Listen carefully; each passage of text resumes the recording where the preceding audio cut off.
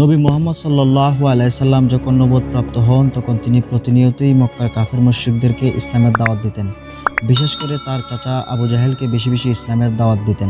এক পর্যায়ে আবু জাহেলের নেতৃত্বে মক্কার কিছু কাফের এসে আল্লাহ নবী সাল্লাল্লাহু আলাইহি সাল্লামকে বলে, তুমি আমাদের প্রতিনিয়তই দাওয়াত দিচ্ছ, তবে শুনো, যদি তুমি আল্লাহ নবী হয়ে থাকো তাহলে আমাদেরকে অলৌকিক কিছু করে দেখাও, আকাশের চাঁদকে দুই ভাগ করে দেখাও। যদি তুমি তা করতে পারো তাহলে অবশ্যই বুঝবো তুমি আল্লাহর নবী। তখন রাসূল সাল্লাল্লাহু আলাইহি সাল্লাম আকাশের দিকে তাকালেন। অতঃপর যখন আল্লাহ সুবহানাহু ওয়া তাআলা তার রাসূল সাল্লাল্লাহু আলাইহি সাল্লামকে গ্রিন সিগন্যাল দিয়ে জানালেন, তখন রাসূল সাল্লাল্লাহু আলাইহি সাল্লাম কাফিরদেরকে জিজ্ঞেস করেন, যদি আমি এই কাজ করে দেখাই তাহলে কি তোমরা ঈমান আনবে? তখন তারা বলে হ্যাঁ।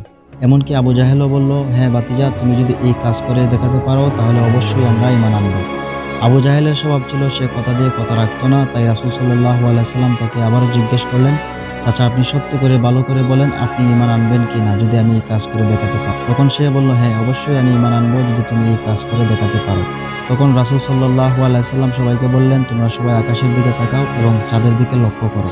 অতঃপর সবাই যখন আকাশের দিকে তাকালো তখন তিনি বিসমিল্লাহির রহমানির রহিম বলে আকাশে চাঁদের দিকে ইঙ্গিত করেন, আর সাথে সাথেই সেই চাঁদ দুই ভাগ হয়ে যায়। সুবহানাল্লাহ। তখন সেই কাফেররা এমনভাবে অবাক দৃষ্টিতে তাকিয়েছিল, তারা বারবার তাদের চোখ মুছে আবারও চাঁদের দিকে দেখতেছিল।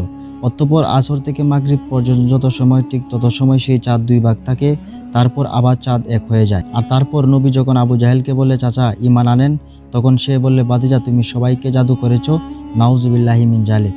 তখন সে আরো বলে, ঠিক আছে বাতিজা, তুমি কিছুদিন অপেক্ষা করো, আমাদের কিছু ব্যবসায়ী শাম দেশে গিয়েছে ব্যবসা করার জন্য, তারা যখন আবার ফিরবে তখন আমি তাদেরকে জিজ্ঞেস করব যে তারা চাঁদকে দুই ভাগ হতে দেখছে কিনা।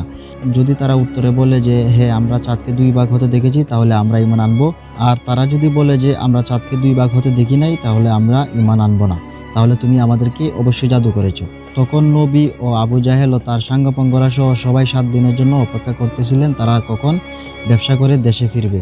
অতঃপর 7 দিন হওয়ার পর যখন তারা দেশে ফিরে আসে তখন আবু জাহেল সহ জিজ্ঞেস করে যে তোমরা কি ওই দিন রাতে চাঁদকে দুই ভাগ হতে দেখেছিলে? তখন তারা উত্তরে বলে যে হ্যাঁ আমরা চাঁদকে দুই ভাগ হতে দেখছিলাম। সুবহানাল্লাহ। কিন্তু এরপরেও সেই আবু জাহেল ঈমান আনলো না। কারণটা আল্লাহই ভালো জানেন কেন সে ঈমান আনেনি। তো আজকের মতো এখানেই বিদায় নিচ্ছি। দেখা হবে নেক্সট ভিডিও। ততক্ষণ পর্যন্ত ভালো থাকুন, সুস্থ থাকুন এই কামনা করি। আসসালামু আলাইকুম ওয়া রাহমাতুল্লাহি ওয়া বারাকাতুহু। আল্লাহ হাফেজ।